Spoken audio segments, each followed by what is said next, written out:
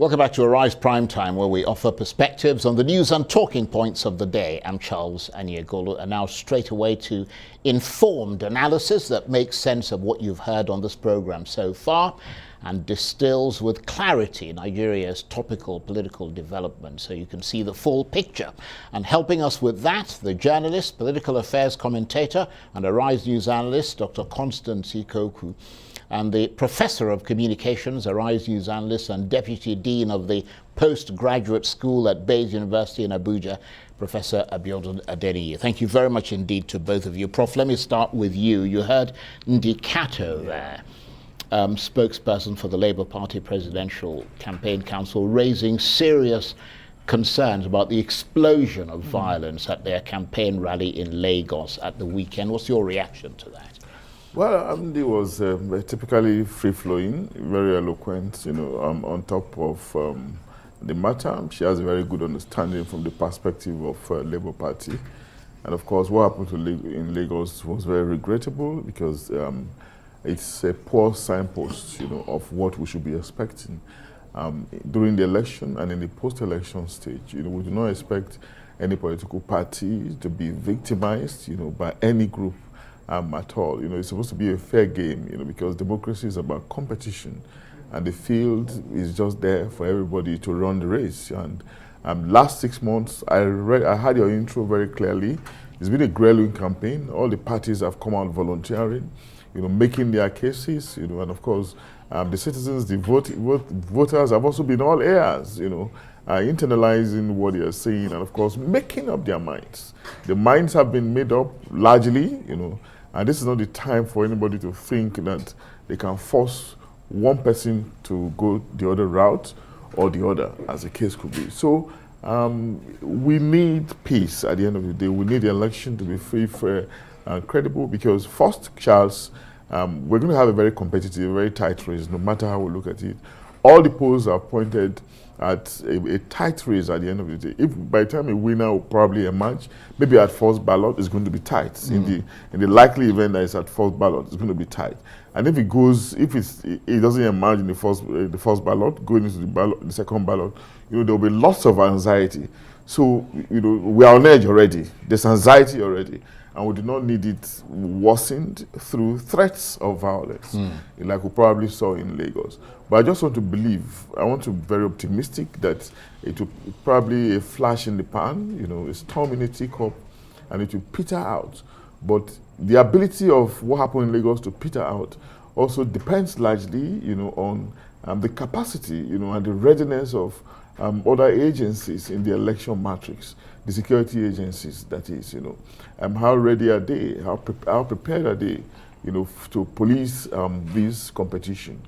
Finally, when we have officers in election, we see their level of preparation. We'll see announcement, 36,000 policemen mobilized to Osun, mobilized to Ondo, and all that. How many thousands are they going to mobilize now? That kind of situation does not arise, So what is their level of preparation now? I think they have been quite slightly silent, very much unlike the INEC, that is preparing through mock trials, mock accreditation, mock use of beavers, etc., etc. What about the other agencies in the multi-stakeholder affair that election is so-called? What are they doing? We're not hearing about them. This is the time that we need to hear about them to let us know that they are also prepared so that our mind can completely be at rest. Because we need a peaceful election, Charles. That's a good point. And obviously, the reason why red flags are going up is that it's not just the Labour Party's rally. I mean, there have been, incidents of violence in other places. Dr. Ikokwu, what do you think is going wrong politically for the campaigns to arrive at this situation, in spite of all the pledges of non-violence by the political parties, although the politicians are denying that they had anything to do with it? It's good you mentioned the pledges, because they have all signed a pledge to make sure that their supporters do not go out there to attack other people. But what is happening in Lagos is a dangerous trend and should be taken seriously. People that are interested in the betterment of Nigeria are probably flustered completely now, because it happened before. It's comparable to 2019 and 2015, when people were profiled ethnically and stopped from voting on election day, just simply based on their political affiliation. It's also connected to so many statements of traditional rulers, those that, you know, sort of said, we're going to push you into the lagoon if you do not vote for us. If you do not vote for us, leave our city. Or way in the past where, you know, presidential candidates said, you know, you will be soaked, or the monkeys and the baboons will be soaked in blood if, you know, we lose this election. Those kind of statements and utterances are terrible for a democracy, because that means you're saying that someone must be compelled, must be forced to vote for you. It shouldn't be so. It is a free will. It is free choice. There is freedom, democracy, and you should be able to go out there and vote for whomsoever you choose. So I think it is something that it's important for us in our country to watch, you know, especially with politicians. Whatever you say, most of these supporters anyway may not be educated, may not be employed, may be frustrated with their economic conditions. So they are easy for that. They are easily used during elections. So politicians themselves should be held responsible. And I want to speak further on Lagos. Lagos is a city that has for many years accommodated Nigerians from different ethnic groups. You know, really wonderful cosmopolitan city where, you know, yes, we come from different ethnic groups, we go about our business. But under this administration, in the last 2 elections, we have seen people being attacked just because they do not vote for the so-called owner of the land. It should worry us terribly. That's a very sober point you made there. And Prof, just coming off the back of what she said, do you detect the will of the politicians and the government to do something about this? Or are they willfully failing to inspire action against intimidation, as some have suggested? No, I don't believe that the government or the politicians are rather supportive of violence, in my own opinion, you know, because if all the politicians or the government, if they think that they could win the election through other means other than the free will of the voters, they won't put in all these efforts they are putting largely in campaigning, because none of them have actually rested. They've been up and about. They've actually labored across board. Yeah, but they campaign, but they also do other things. No, I'm coming. If you look at the triangle right. of the front runners, for instance, you know, it's been very obvious that they've crisscrossed sections of this country. Sometimes they even they run into themselves in the process of the campaign. They spend huge sums of money. So it tells me that they believe in the power of the electorate, you know, to actually determine who will be the next president of Nigeria. That's the impression I get. But I also agree with you that sometimes there might have some members among them who think that, you know, they should make some other kind of preparation, you know, using force or violence, you know, but that most of the time is always very difficult to prove, and sometimes we do not see any post-election trial of those arrested in the period of the election, you know, for acts of violence. We have hardly seen it in this country. So most of the time, the cases just close with the elections. Perhaps when we begin to see post-election trial, you know, of perpetrators of crime, you know, not just violence, you know, but those who try to rig, for instance, if we begin to see it, you know, it can be a deterrence for further use of such people, you know, to manipulate the electoral process, as the case could be. Right. Okay. Well, violence and the threat of it is just one of the issues that's dogging this country as elections approach. Let's turn to the issue of the Naira redesign. States like Kano, Ondo and Ekiti joining the original suit by Kogi, Kaduna and Zamfara, which will be heard on Wednesday. How do you assess things so far? Well, the state of affairs right now is still dire. And because of that, last week, the Council of State met, which includes the governors and former heads of state. When former heads of states gather together to have a meeting with the current president in the capital city, then you know that things are really serious. The CBN governor was there to brief them, you know, to explain what really is going on in the country.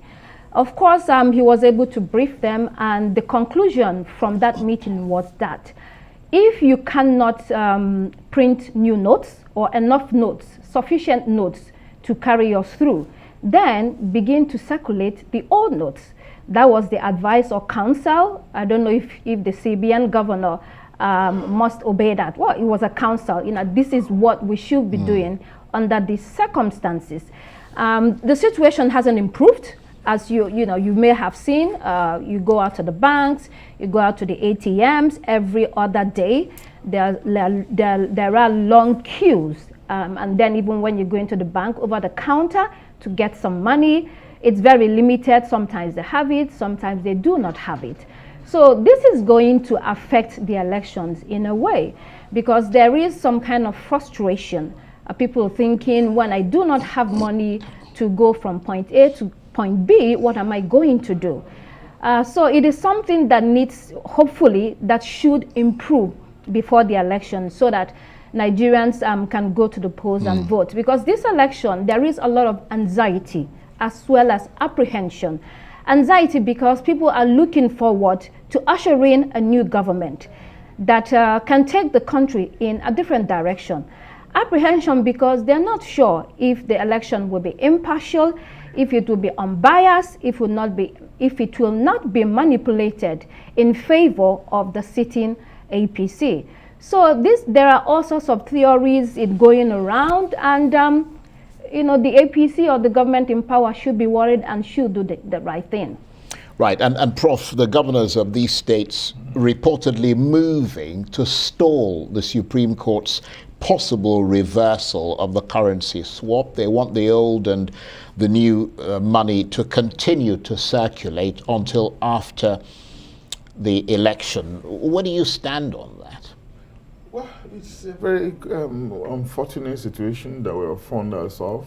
And I have argued before that sometimes some of these matters, shouldn't be left for just legalese, or for the cumbersome process of litigation. Sometimes it can be very, very unpredictable, because we have been told severally, that social justice is not the same as legal justice.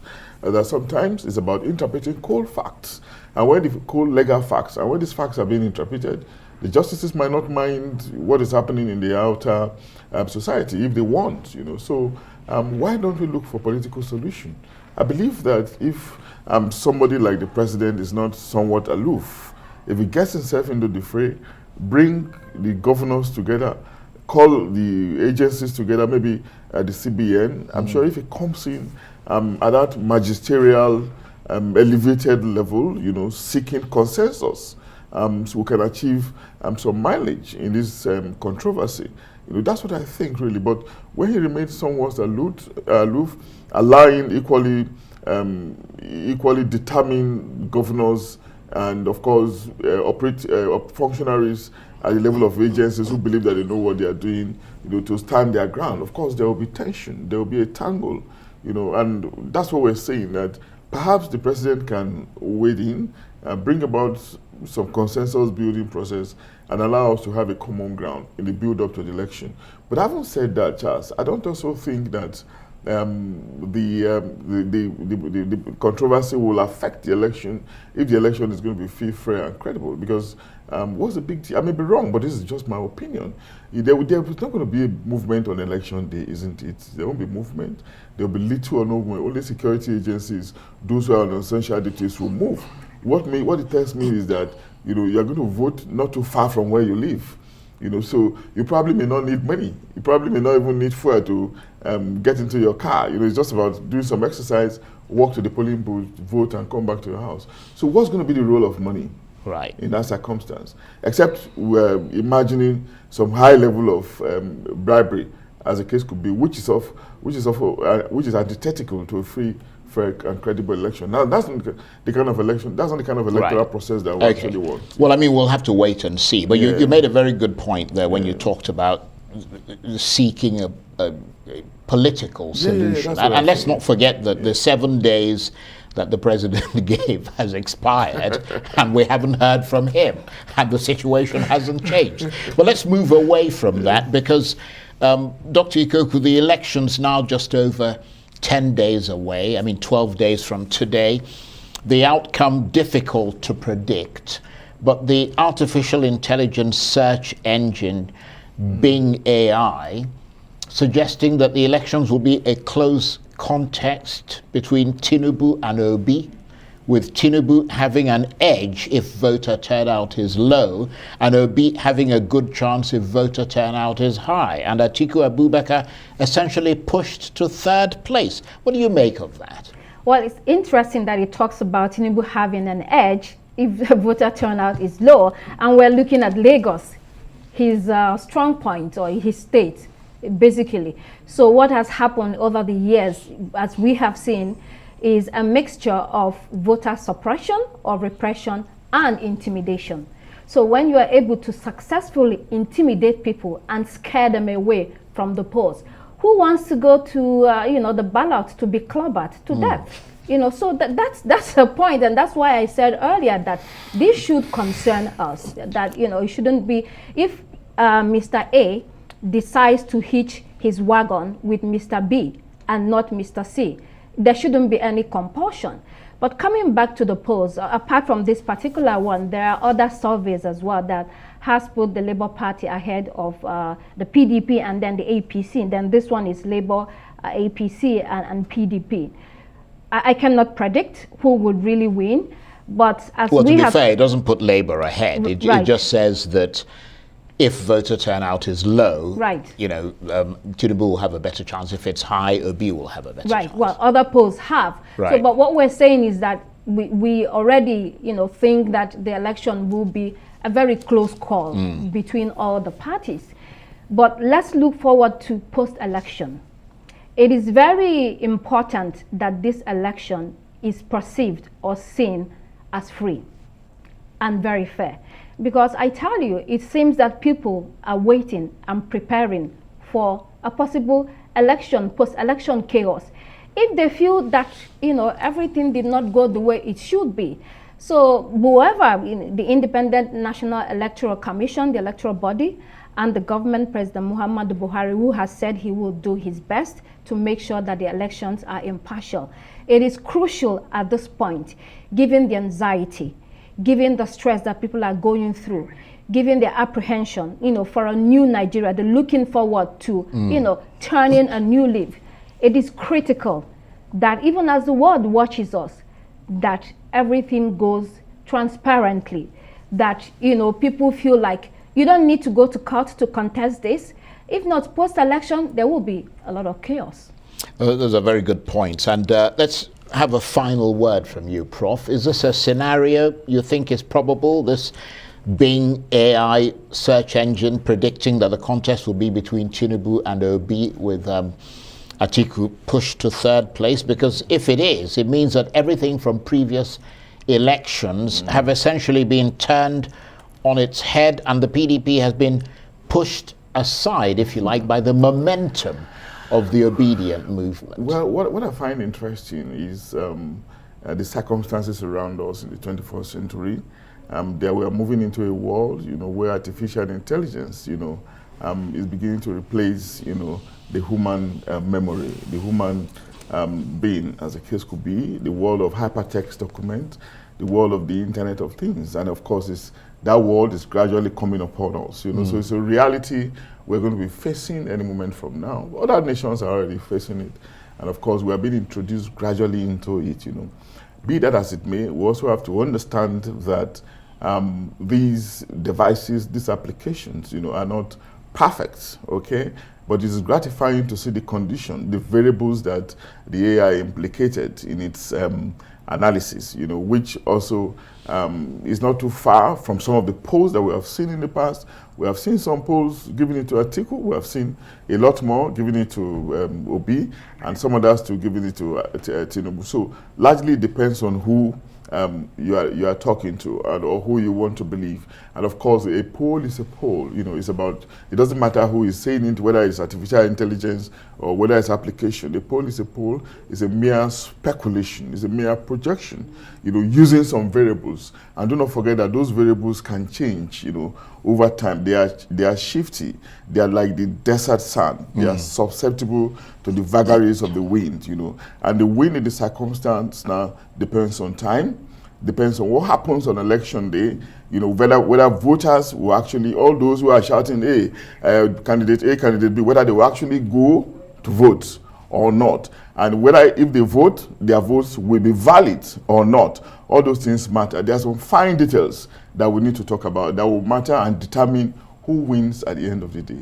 And of course, until after the election, you know, all polls, you know, remain in the realm of speculation, which is actually okay, considering the effect of science in the new world that we are in. That's why I describe this as immersive analysis. On that blazing intellectual note, I mean, I'm sitting here with a professor and a doctor. What can I say? Thank you very much indeed, folks. And of course, that is the Professor of Communications, Arise News analyst and Deputy Dean of the Postgraduate School at Bayes University in Abuja, Professor Abiodun Adeniyi, and with him, the journalist, political affairs commentator, and Arise News analyst, Dr. Constance Ikokwu. Thank you very much indeed. Thank you very much. Thank you, Charles. That's it for this edition of Arise Prime Time. Join us again tomorrow from me and the entire team here in Abuja. Bye-bye, and thank you for watching.